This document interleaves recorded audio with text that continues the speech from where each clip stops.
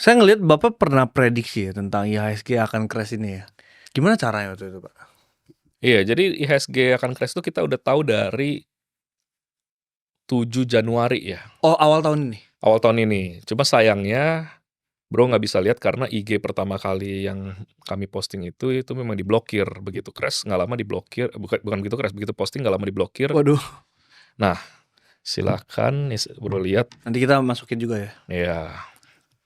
Oh, ini analisa-analisanya, Pak ya. Nah, ini IG ini cuma isinya analisa-analisa doang. Oh. Nah, ini yang silakan.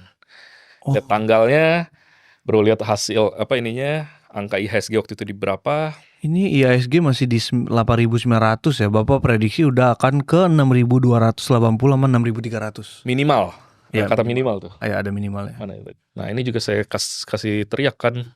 Second crash warning ya. Iya, warning IHSG. Saya nggak tahu kenapa, cuma yang jelas dia bakal turun ke sini. Oke. Gimana cara bisa tahu seperti ini, Pak? Ilmu yang tadi yang saya dapat karena saya rugi itu, saya bangkrut. Akhirnya saya belajar. Oke. Saya belajar nggak sengaja dapat ilmu. Dikasih ilmunya gitu kan. Saya lihat, loh kok ini. Jadi tuh setiap hari saya kan ngeliat chart tuh. Ya. Iyalah bayangin bro, rugi 3M ya. luar biasa itu ruginya. Ngelihat chart tiap hari kayak orang stres gitu kan. Oke. Lama-lama ketahuan, oh polanya kok begini, kok polanya begini, kok polanya begini ya. Sebelum saya bilang IHSG, saya bukan ujuk-ujuk bilang, oh ini IHSG crash asal ngomong gitu, bukan. Tapi sebelumnya saya 2 tahun sudah 200 kali prediksi yang benar. 200 kali, Pak? 200 kali. Oh. Mau XAU, kripto. Kita juga tahu ETH dan BTC di pucuk itu kita tahu 126 ribu ETH. Oh, yang kemarin tahun lalu ini, Pak? Yang tahun 2025 ini. Oh, cycle kemarin ya? Ya. Oke. Itu kita tahu. Oil, mata uang, Ya. itu kita semua tahu gitu kan. Ya. Terus yang crash gara-gara tarif dulu itu yang 2025. Yang Trump ya? Itu kita juga tahu dapat. Nah, jadi sebenarnya tidak sulit memprediksi IHSG. Oke. Apalagi kalau misalnya kita sebagai orang awam, kita bisa lihat kan Big Banks-nya turun, Ya. IHSG-nya naik. Benar. Telkom, ASI turun, IHSG naik. Ada sesuatu yang nggak bagus. Oke.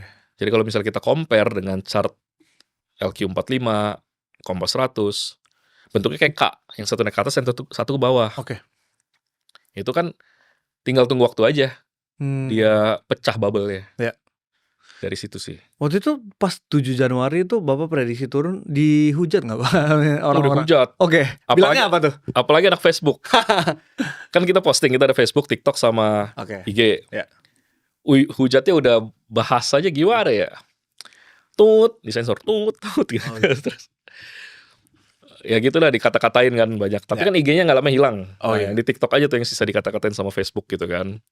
Ya memang sih wajar. Kan waktu itu orang lagi seneng-seneng. Euforia itu pas zaman euforia ya? Euforia. Ya, itu mau all time high lagi. Memang ada yang bilang, wah bisa jadi turun. Tapi kan itu tidak teriakan, bukan teriakan kayak, bro lagi dapat duit enak-enak nih. Oke.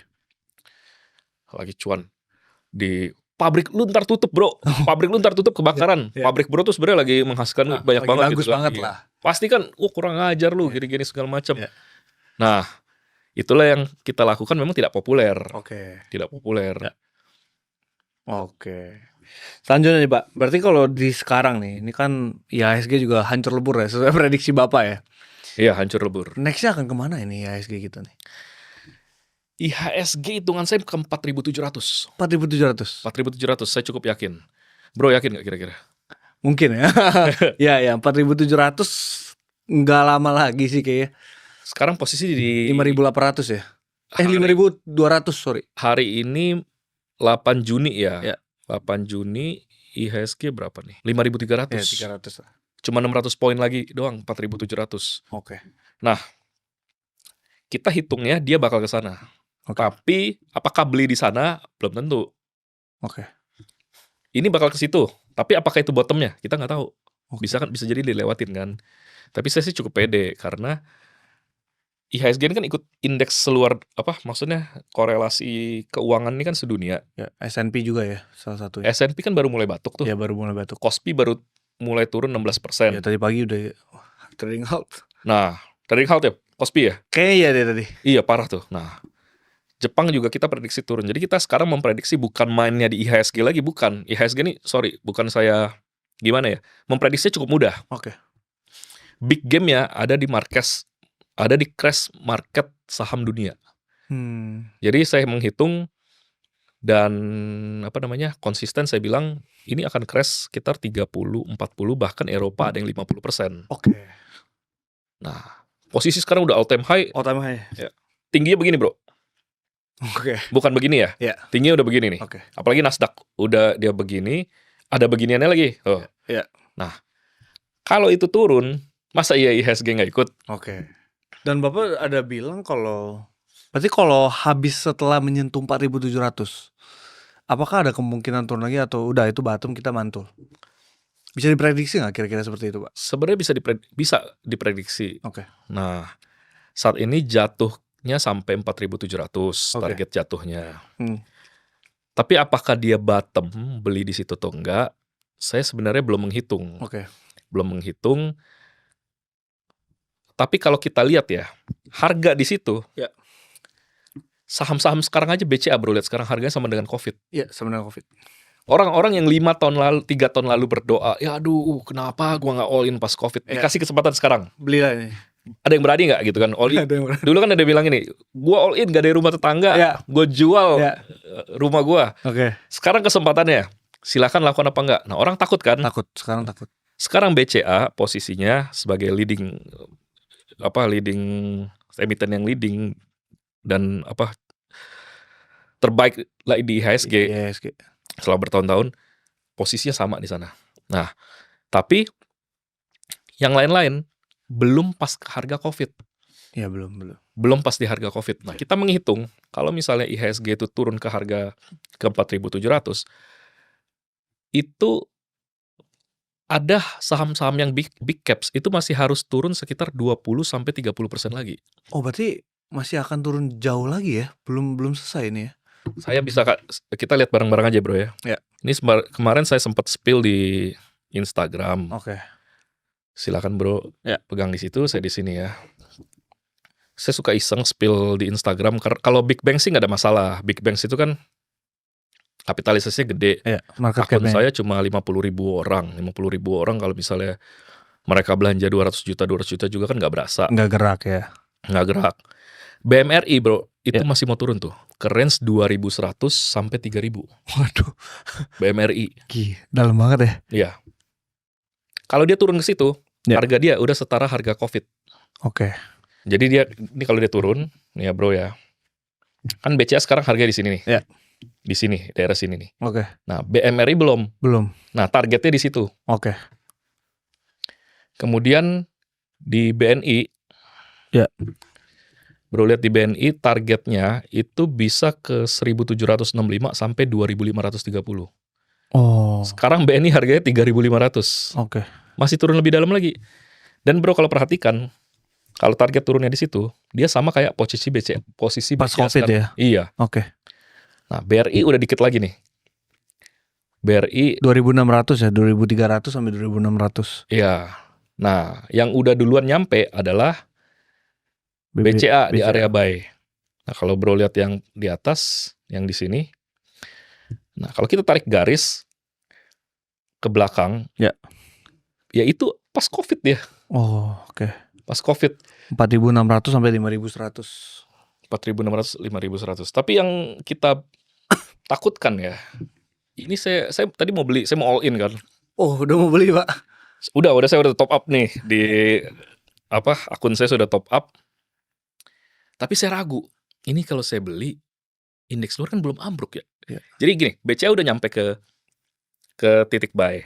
Udah parah turunnya. Di antara semua bank BCA paling parah. Tapi IHSG-nya belum bottom. Market luar negeri belum ambruk. Jangan-jangan dia bisa turun lagi. Oke. Nah, saya takut seperti itu. Jadi sekarang saya tawar pelit aja. Oke. Lebih baik kehilangan peluang daripada kehilangan uang sih. Oke, berarti prinsipnya udah main defensif ya kalau kita hitung ya.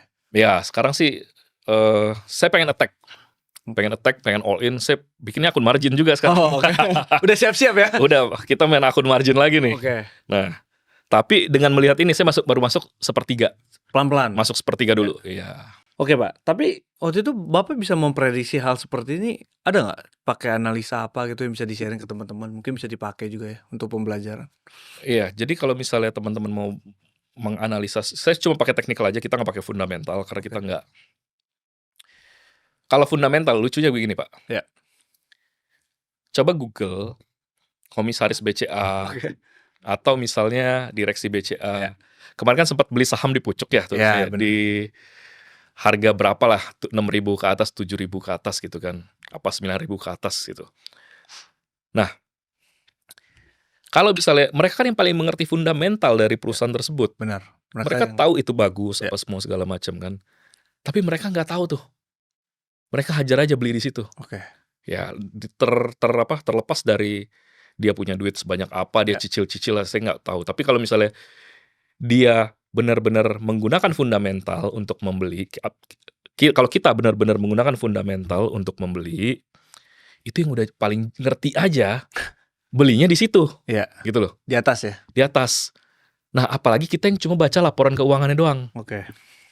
Artinya kan kita ini dapat informasi yang paling dikit nih. Lu mau andalin buat beli fundamental. Nah, saya tidak pakai fundamental. Oke. Sekarang saya tanya bro, misal pakai fundamental. Ya. Bro, dengan fundamental, BCA cut loss-nya di berapa? Waduh. Nggak tahu ya, kalau cut loss di berapa nggak tahu sih. Nah, Karena kalau orang fundamental kan katanya DCA terus nih, membeli terus kan biasanya bagus gitu. Revenue growth gitu-gitu ya. nah, Cuma harganya turun terus. padahal bagus. Duit bro aja mostly di BCA saya yakin. Iya benar. Nah, jadi saya pakai technical, Oke. analisa technical. Analisa technicalnya dari yang kita kan banyak di internet semua segala macam. Ya.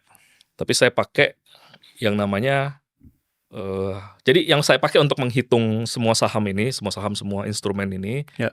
itu saya nggak tahu namanya apa, saya nggak bikin namanya. Oke. Yang saya tadi bilang itu ya ketemu aja ilmunya gitu kan.